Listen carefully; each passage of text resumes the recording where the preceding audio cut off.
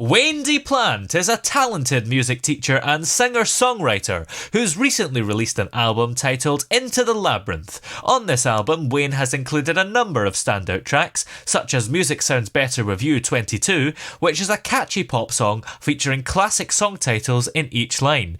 He also showcases his versatility with tracks like Moment in Time, which was performed on Britain's Got Talent, and You Only Find Tears in the Bottom of a Glass, a poignant song that touches on the struggles of addiction.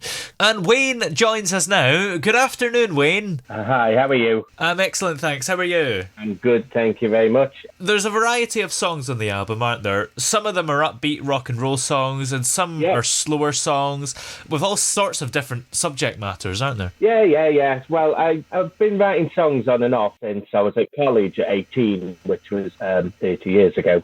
Yeah. And about, let's have a look, 12 years ago, things changed. I had a big change in life. I ended up being single again. So I just spent all that time writing new music, and that's where like Moment in Time come on and different things like that. All the slow songs generally do have a real story behind them. Yeah. But obviously, these are the things you don't share the details to them. But yeah, they're all real songs. And yeah, it's been a long time. Into the Labyrinth. Labyrinth in My Mind, the big long one at the end. That's a song I started writing that when I was 18, when I was at college 30 years ago. And every time I come back to it, I thought, I'll add a little bit here and I'll add a little bit there. And then once we were in the studio, every time I went in, I'd written another piece. The middle section is actually a song that was unfinished that I put in the middle. Yeah. Tom, my poor sound engineer, was ripping his hair out by it. The time we finished with it, he said it was the craziest thing he's ever listened to. And because Labyrinth of My Mind took so long to make,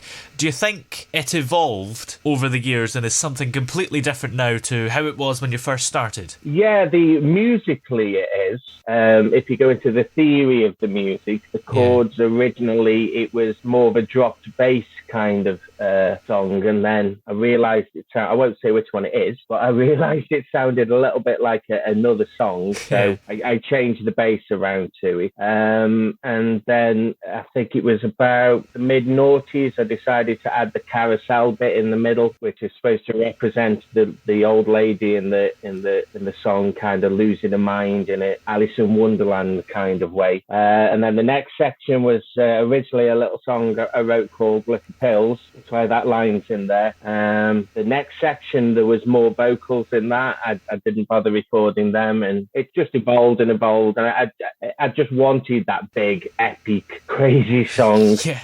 I love the idea, like Freddie Mercury, and I'm not comparing because I'm not worthy to touch the hem of Freddie Mercury's garment. He is God.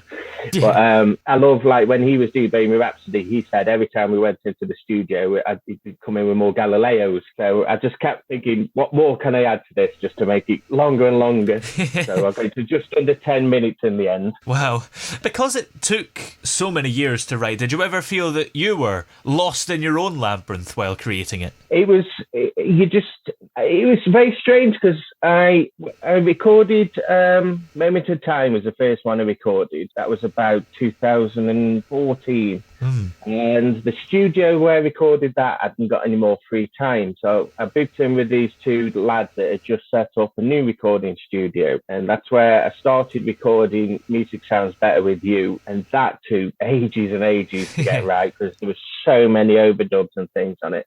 But I kept thinking, well, how many songs have I got now? I've got like 9. That's not long enough for an album. And then so I'd write a couple more, and I'm thinking, oh, well, I don't like that one now, so that one I'll have to go. But things like track 4, Dream Girl, that was one of the first songs I recorded ages ago, but we only did the demo vocal to it. And the final time I was in the studio, just before Christmas, we were listening to it, and I just liked the sound of it. So we just took loads of studio magic into it, and it's got that dreamy feel to it. So yeah, that one came back from the death.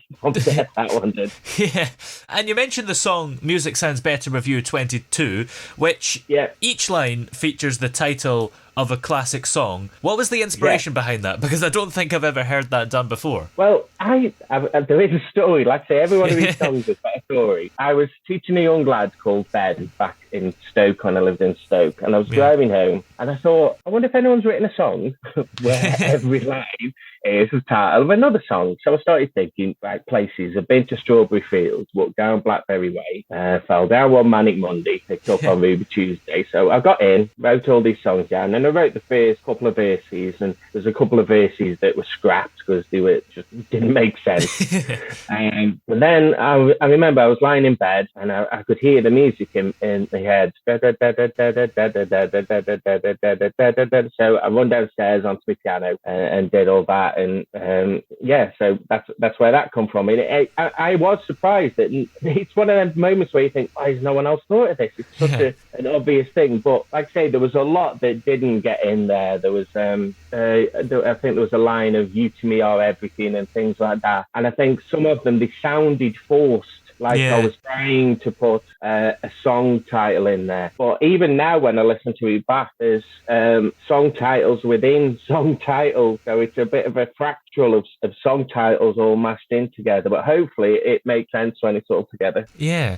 And I suppose there were parts of it that were challenging, as you say. But in a way, was it easier than writing a normal song because you have something to go on? You've got the title of songs that you can put in there. You maybe don't have to think as much about the lyrics, or is it actually just harder overall? Well, like I say, I didn't want titles that sound forced. I was, say, if I'd have used the line "You to me are everything," which was in a verse at one point, it sounded like a title of a song. Where a lot of people, when I say to them now, they've listened to that song loads, and I'll say, you do realise that they're all titles, and people have listened to that song and not realised it. I wanted the story of the song to flow, and musically, this is one of the things I love about music. People think music is so random and you've got a billion infinite ideas that you can all throw together. Music's quite linear. So once I started writing the song and then got to the middle eight section, it wrote its own key change. I didn't put that key change in there. It was a modulation, and then I key changed up at the end. It did that.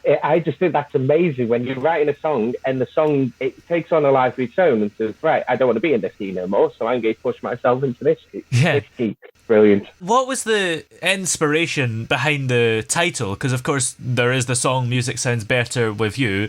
So why did you choose that song, of all the titles, to be the title of the song? And why the number 22? I'd written the first couple of verses, and I'd been on my piano and written just the basic chords under it. So I'm thinking, what can I have for a chord? And I thought, well, it's a catchy song, and catchy songs normally have repetition. Yeah. So it just come to me, Music Sounds Better With You, because it reflects, you're telling a story, it's got like a double meaning. You're telling a story through all these amazing songs that you've listened to with other people. So that's why Music Sounds Better With You, and obviously with the repetition, so it gets in your head, the old grey whistle test and everything. Yeah. And the reason it's called 22 is I back in I think it was about 2009, 2010, I was in the Songwriters Guild, and you could send your song off and they would have a company called Scamp Studios who would make a backing track for you. So on the sort of the B-side to Moment in Time, when I first released that, I put this version of Music Sounds Better With You on. But when I did this album, I didn't want to use backing tracks. I wanted it that I played every instrument and sang every backing vocal. So rather than call it like Music Sounds Better With You remake or anything like that, I just picked 22 because it rhymes. And then I like that little bit of continuity. So I've got Music Sounds Better With You Naked, which is just me, a piano, bass and backing vocals, and then Music Sounds Better With You Dancing, which is a dance mix I made of it. Yeah, that's an image. You mentioned as well that you were teaching a pupil because you're, of course, a music teacher. Yeah. So how do you balance being a music teacher with being a musician? I mean, do you find that the complement each other very well, or do they live separate lives? It's nice with the kids to show the real side of it. When I first have a new pupil, I always say to them a couple of things. One is, don't worry about mistakes. I am here for your mistakes. If you didn't play without mistakes, if you could play without mistakes, I would be sat where you are. Yeah. And then I use examples of when I have done little live shows and made mistakes and how to cover them. It's all about confidence. If you make a mistake and go, oh, then it's obvious. If you take no notice of it and just carry on. And I say to him, those mistakes are in the past. They've gone. You don't need to worry about it. And the other thing, which has gone out my head now. So, yeah, I like to say, the other thing I say to them is my job is to make you better than me as quick as possible. And it is, I use like the songs. I don't normally go, I wrote this one. But since I released this, all the kids have had a copy of the CD and everything. And I think it just gives a little bit of inspiration to them, a little bit of something to look up to. One of the little girls I was teaching the other week, a mum messaged me to say she took the CD into show and tell at school. That was quite sweet. Have your students heard the album and your music in general? And if so, what do they think of it? Yeah, I've been teaching this since I moved down here. I'm teaching at a couple of music schools down where I live now, just outside Wrexham. So I gave everyone a copy of the CD. And it's surprising that all the younger kids all said the same. They all like Music Sounds Better With You and Dream Girl. So I must have done something right if I'm appealing to the younger generation. Yeah, certainly. I suppose that is quite a difficult thing to do because your influences would be different to what the younger generation have. Yeah. So is that an accident that you've appealed to your own students? Yeah, I suppose, because I say to them, what music are you into these days? And most of them are like, don't know. And I always say, don't be shy because you like music. Trust me, my guilty pleasures are going to be far more embarrassing than yours are. All music wonderful. But I say to some of the kids, like, I'll try and give them examples of great music that's come out over the years, and I'll say, have you heard of things like Elvis? And the kids these days have never heard of Elvis or the Beatles or anything like that. So there's a big generation gap now. Yeah. But music's just, it's all wonderful. And it's one of the things that I teach. Like I said earlier on, music isn't random as people think. There is linear path to go down. And another thing I always say to everyone I teach is music is only difficult because people who can't do music tell you it's difficult. You always get people saying, oh, I wish I'd learned to play the piano. I wish I'd learned how to read music. Yeah. It takes 10 minutes to learn how to read music. It's really not difficult at all. It's just throughout life, we always meet people that do things that we can't do, whether it's jobs or whatever. So people that can't do music would see it as difficult, even if they've never tried it. Music's art. Yeah. And I always say all art is wonderful, whether it be music or dancing, something that I just cannot grasp.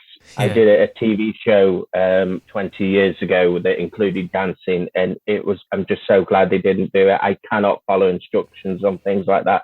But artwork, whether it be photorealistic or something more modern, it's there to be interpreted in all art, no matter what form it's in. It's all just wonderful. Now, speaking of TV shows, your song Moment in Time, you did that on Britain's Got Talent. How's that impacted your career? Well, they didn't show it.